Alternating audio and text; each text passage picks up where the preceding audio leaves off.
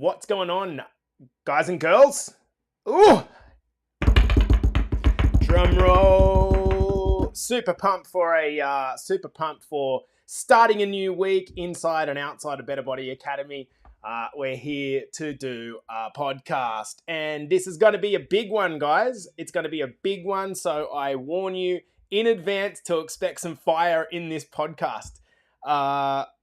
I'm looking forward to it. I've been working on it for the last couple of hours just to make sure that there's plenty of value in here for you guys and girls. So let's get stuck in. All right, guys, if you haven't already, I need you to click that Restream link above so I can see who you are. So whoever is Morning Gents LFG, hit that Restream link so I can give you credit for coming into the podcast. I love that when the boys and girls come into the podcast. So Tezza, good morning, legend. How are you, brother?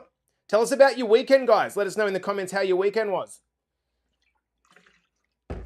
Who else we got in here? Matty Ball, my main man. You are in some serious momentum at the moment, Matty. I love it. It's really, really epic to see, pal. Mikey Bergman's here. How are you, Mikey? Getting some sun up your way, hopefully, my dog. Hope you have a good weekend, buddy. Bobby Gordon's in here as well, the legend. How are you, Bobby? Good morning. You're becoming very consistent, I've noticed, Bobby. So really appreciate you coming into the podcast, bro, and hopefully you're getting value out of this. Hello, Ames. What's going on? Beautiful to see you in here. Speaking about consistency, I think you're one of the sprinters right now. So damn good. Who else we got in here? We got Jackie Morris. And hey, Jackie, what's going on, girl? I miss your smiling face now that I'm not in the same postcode as you. I hope you're good. All right, hello. Whoever is hello, you got to give us that Restream. Just click that Restream link. I think I put it above. If I didn't, my mistake, and we'll deal with it. Hello, Jen. How are you, girl? Good to have you in here as well. We're going to start this episode in 1 minute. We've got Matty Harvey here. How are you, Matty boy? And look at this. We've got royalty coming in on a Sunday. How are you, Mickey Foster? Back in Seattle, mate, enjoying some sun, hopefully, like we've got here in Vancouver. I just received a message, or we received a message rather, in the success team. I'm going to read it out, and I'm going to shout out one of our lovely young ladies that have joined the academy in the last 3 weeks. How good's this? We asked her, how you feeling after week 2? She said, it's nice to have : dot points, wiggle room in my jeans and shorts, a bit more stamina with dancing and biking, a better relationship with the scale, the food scale, measuring tape, a better grasp on how to control portions. I'm noticing less sugar cravings. I'm noticing a bit more freedom around food, and I'm loving Jace's podcast. Oh, so good. Michelle Wong, I love you, girl. All right, guys, I think we are ready to rock and roll. Now, we're not going to pull any punches in this episode, guys. Let me drink up and let's get stuck. Let's do this. On the count of 5, 4, 3, 2, and 1. Welcome back to the Better Body Academy podcast. This is the podcast that you come to when you are sick of the dumb diets and unsustainable workout programs. Now, in this episode, we are starting off a Monday in the right way. If you are lucky enough to be on this side of the world, it's still Sunday afternoon. But we do this regular kind of mindset podcast on a Monday morning Australian time because we want to start fiercely. So we're coming at you guys on a Monday morning, hopefully paying some heaps of value in here. Now, to those of you that are inside BBA, we are going into the 5th week of our 6-week sprint. How many of you are going to stick it out? How many of you are going to really punch this out? I really do think that this has put some fire into our group. We're seeing men and women right across the world being part of this sprint and going really hard and stepping it up. I love this so much. I welcome you to continue on for the next couple of weeks. Sure, there are some cash prizes to be won, but equally, it's about getting into momentum. And when we can commit to something for a short period of time, okay, and we can follow up on it and say that we did what we said we're going to do imperfectly and messy, we build self-belief. That's what this is all about. Now, guys, if you haven't already, please, I would love for you to help me start saving some people's lives. I need you to review the podcast. Give us an episode review. It will help more than you know in getting the podcast up into the algorithm so it can start to be seen by people in desperately need of some proper information. Now, guys, let's get into this podcast. This podcast is titled pretty abruptly, Excuses Are Like Assholes. I think it was on the men's huddle last week that I talked about, I'm coming in with some fire from now on. And the reason is I'm not interested in being vanilla and being popular anymore. What I'm in the business of, either if you're inside of our academy or you are outside of it, I want to bring value. I want to give you some strategies or more often mindset shifts on this podcast to help you overcome yourself. And I just want to let you know that, guys, honestly, we're all works in action, right? There's no one that has made it. And so I'm very much a work in action and I'm doing the work. And what I'm sharing is the things that I'm learning from both myself and clients and trying to bring it back and congregate it in a regular communication mechanism to give you guys the benefit. Now, I want to talk about excuses in this podcast. This episode will be really, really beneficial if you can leave your ego at the door. Okay, I'm going to say that again. This episode will be beneficial if you can leave your ego at the door and not react, not be triggered by the things that I'm going to say here. Instead, just try to stay a little bit impartial to what I am saying. Don't take it personally, and instead just see how it might apply to you or not apply to you, and see what you can take out of this episode. I think that if we get stuck in but I don't have any time, and trying to defend our position, it's going to defeat the whole purpose of the episode. So stay impartial. Before I start the episode, I wanted to kind of get an idea of, or set a baseline on what is an excuse. Okay, so to define an excuse. An excuse is a reason or explanation put forward to defend or justify inaction. I'm going to say that again. A reason or explanation put forward to defend or justify a fault or an inaction. So it got me thinking, why do we actually make excuses? Like, when you think about it, we all make them, myself included, we all make excuses. Why is it that we actually make them? And I've kind of come up with I guess it's an analogy. An excuse is a little bit like an alibi, right? In an alibi, if I can prove that I was not at the scene of the crime, then I'm free of responsibility.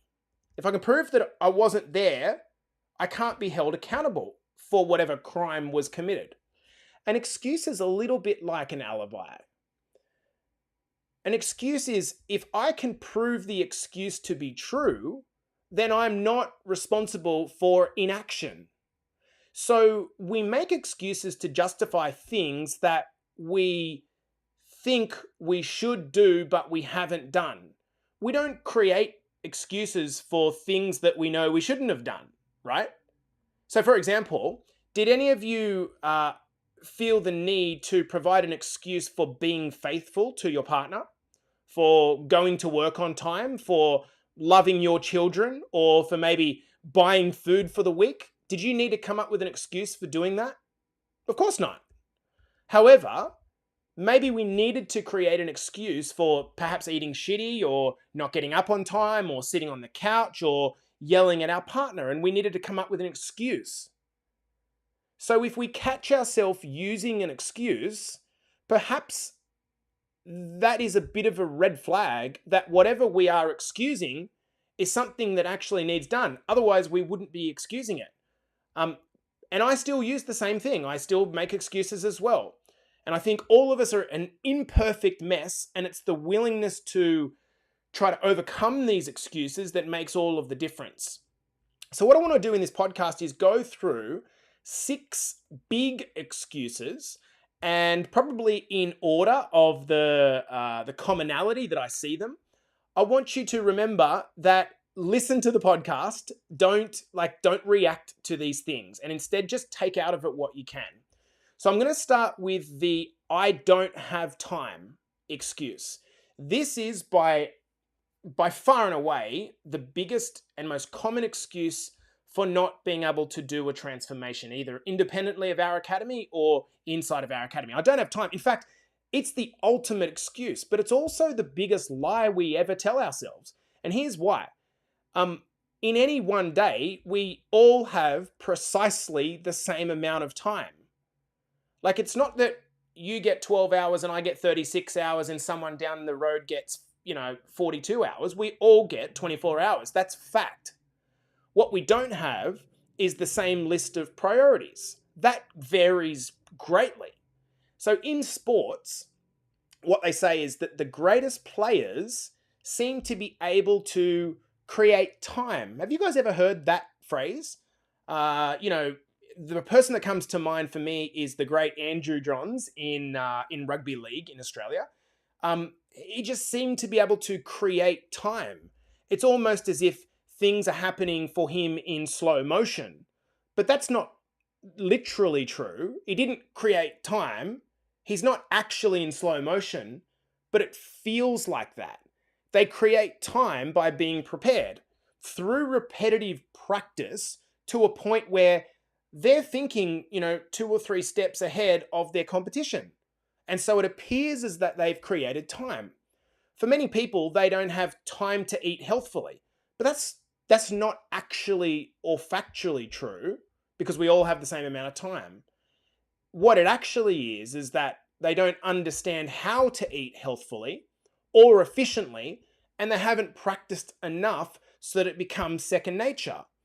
Therefore, like learning any new skill, doing it takes a lot of time until the habit has become easy. If I'm trying to learn how to ride a horse, that's going to take me a lot of time because I fucking don't know how to ride a horse.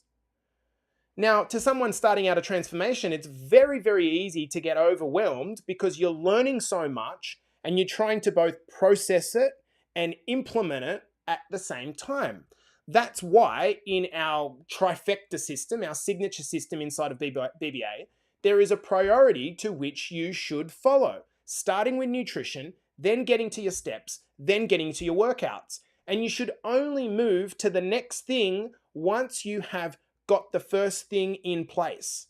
Otherwise, if you are someone that's saying, I'm so tight on time, and you try to do all 3 at once, you're probably likely to get overwhelmed. The time excuse is used by someone that is overwhelmed, has probably tried 1,000,000 times before to transform and failed. When we think of the CEOs of the biggest businesses around the world, or prime ministers or presidents of countries, let me ask you a question. An honest question. Feel free to hammer some commentary in the comments. Do you think that they would have a higher caseload than you? So, for example, the president of the US, or would they have a higher level of responsibility than you? And if that was true, how could someone like Barack Obama, who I've got a lot of respect for as a leader, how is he able to keep himself fit and healthy? It's not about time. It's about priorities and fitting them into your day accordingly.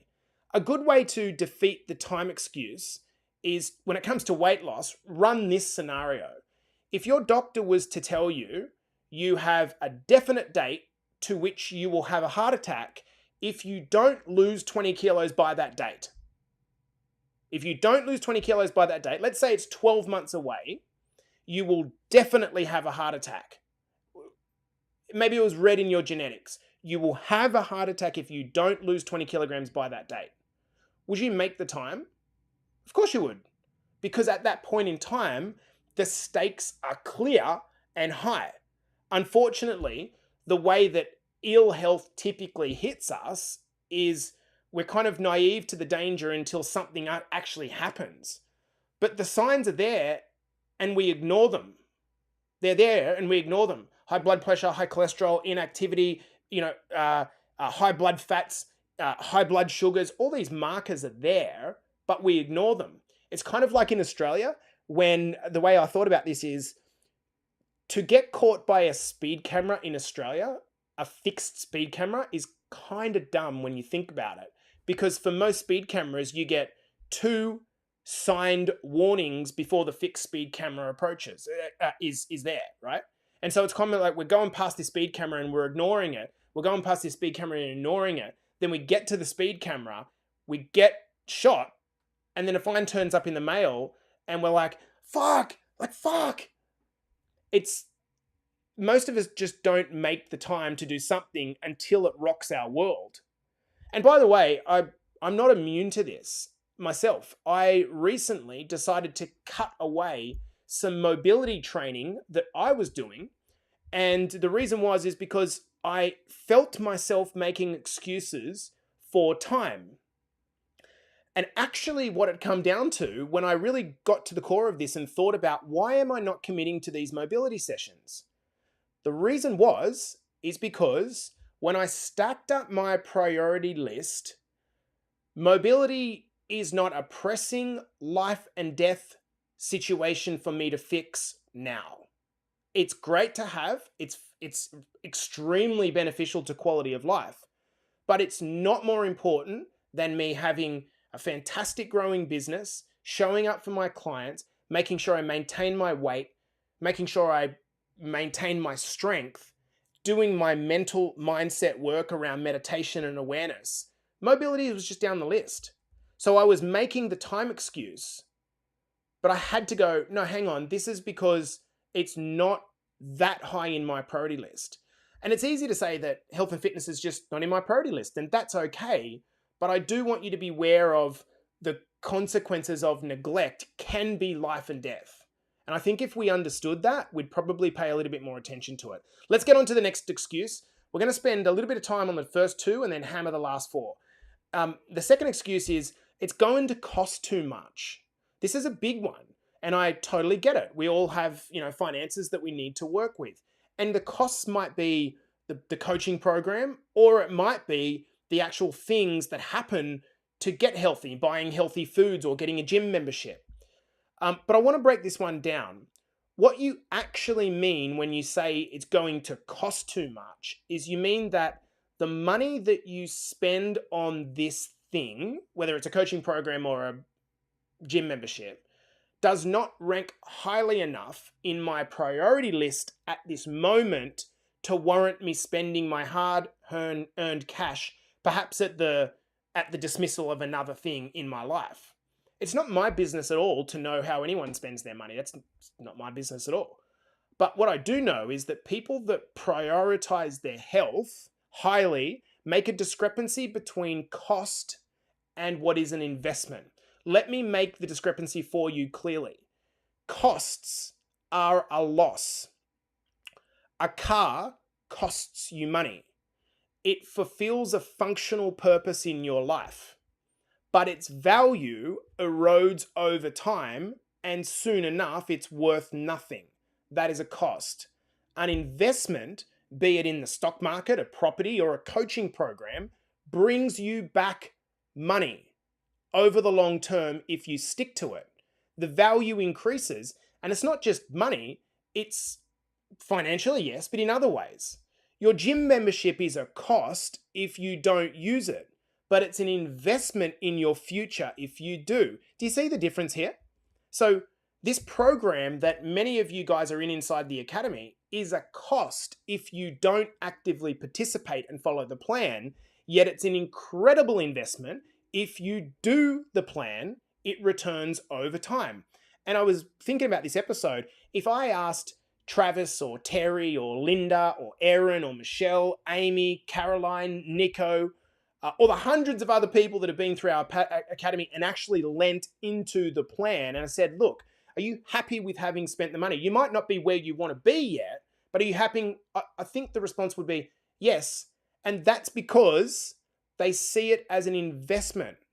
If I asked the people that didn't follow the plan, they would have seen it as a cost. There's a very big difference.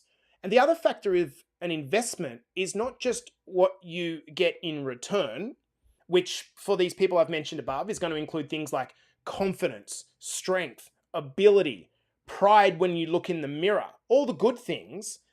But the other part that's often forgotten here is the cost of not getting the things that you don't want. Not getting the things that you don't want. Let me just give you an example of this. If you were to have a heart attack today, or you were to get diagnosed with diabetes today, how would that impact your quality of life? More importantly, I think for Punch, how would that impact your ability to earn money for your family, for the future? So it's not just what you get as a return, it's what you don't get. And people don't understand this. So they say, I don't have the money. And okay, cool.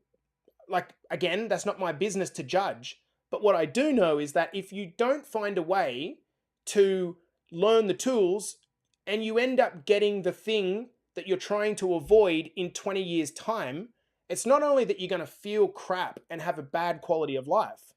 The other side to that is you're going to spend a ton of money on medications, surgeries, antidepressants, and the feeling of just the life being sucked out of you because you can't keep up with your grandkids or your kids.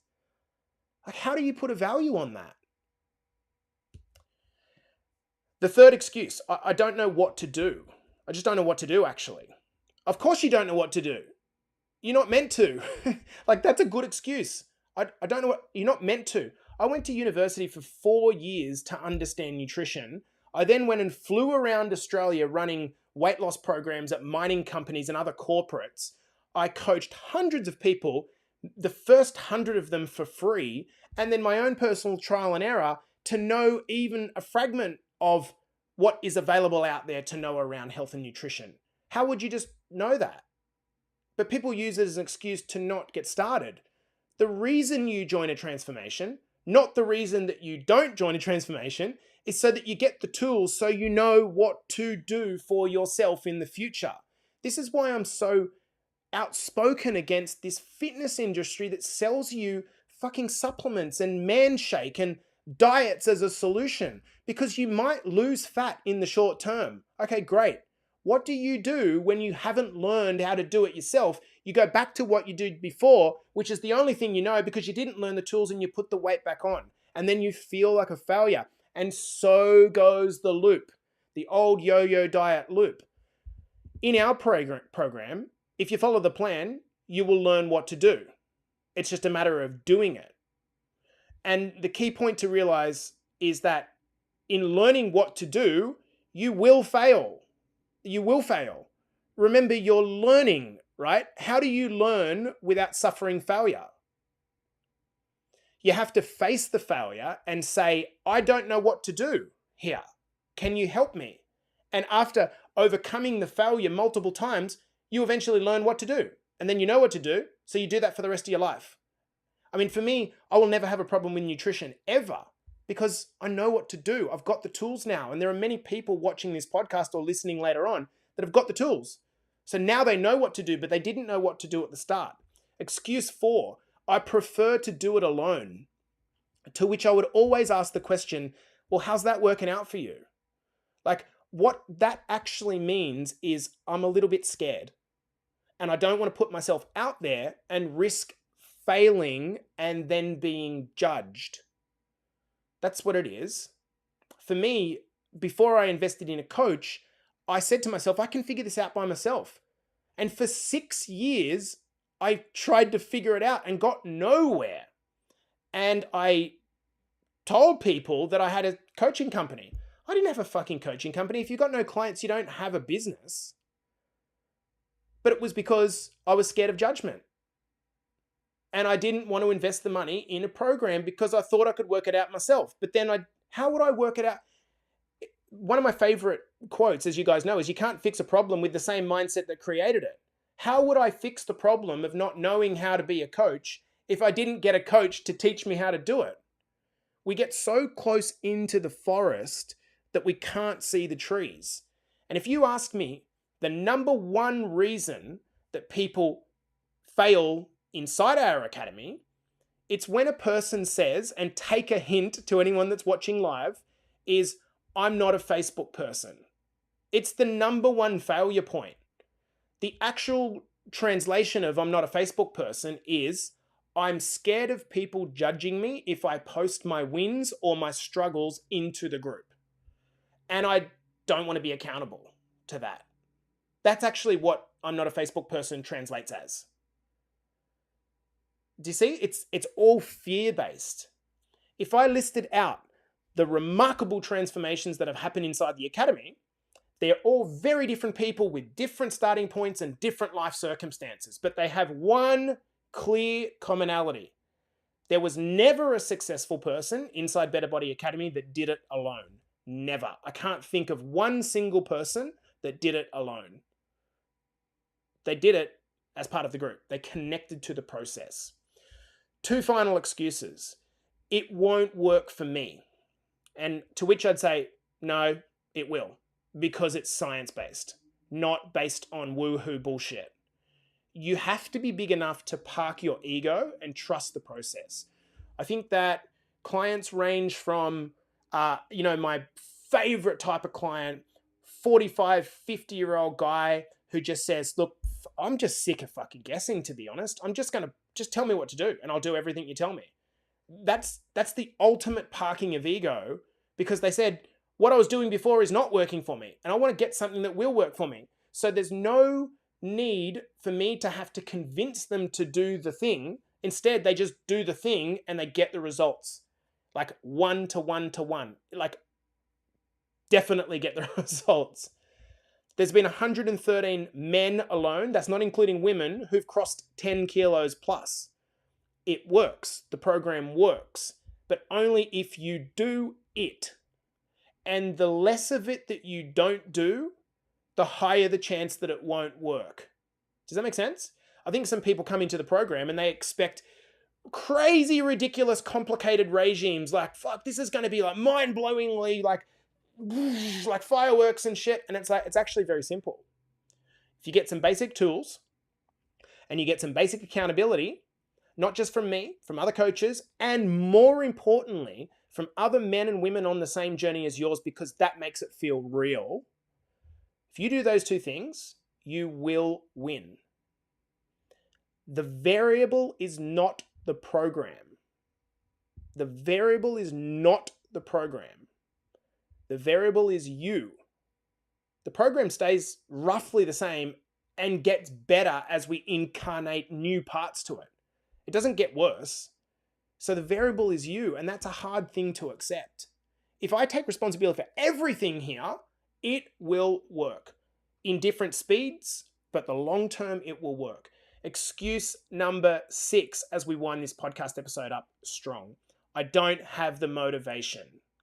Straight up, you don't need to have the motivation. You just need to get started and then trust the process and work on developing discipline over time with repeating slow, small habits. Like, for example, doing a weekly shop, learning how to read a food label, tracking your nutrition, getting to the gym 3 days a week, tracking your steps. Not all at once, one at a time. When you build habits one at a time, these habits stack and compound like interest in a bank account.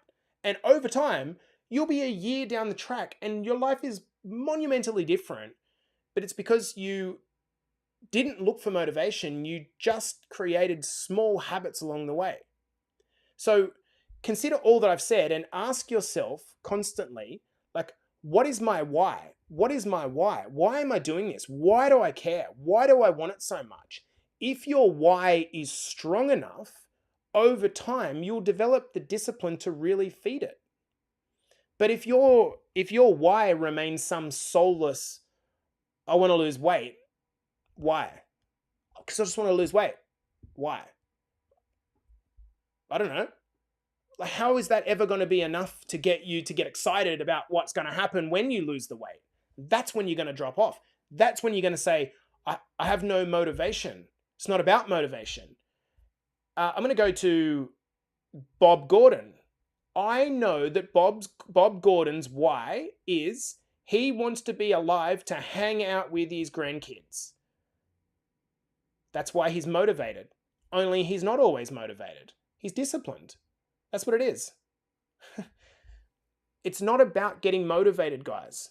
And as we bring this podcast episode to a close, I just want to say a few things. The art of transformation is learning how to overcome like legitimate excuses. Like facts are, if you're a single mum, that's probably harder time-wise than being in a relationship and sharing the parenting load. That's like, I can't say factually because I'm not a single mum, but anecdotally I would say it's definitely harder. These are reasons. But as humans, we are geared not to survive. Sorry, not to thrive. We're geared to survive. The brain just needs to keep us alive. And the main goal is to avoid becoming uncomfortable. So we're wired to do things that are easy, repeatable, and unthreatening because that equals survival. We are wired against doing things that are uncomfortable and dangerous and things that we don't feel like because it threatens survival. And that equals excuse. So if we're able to acknowledge the fact and just acknowledge that they're excuses and that they might have some validity in them, but it's not going to get us anywhere, and we just stop giving so much attention to how we feel, we're going to be capable of some amazing things.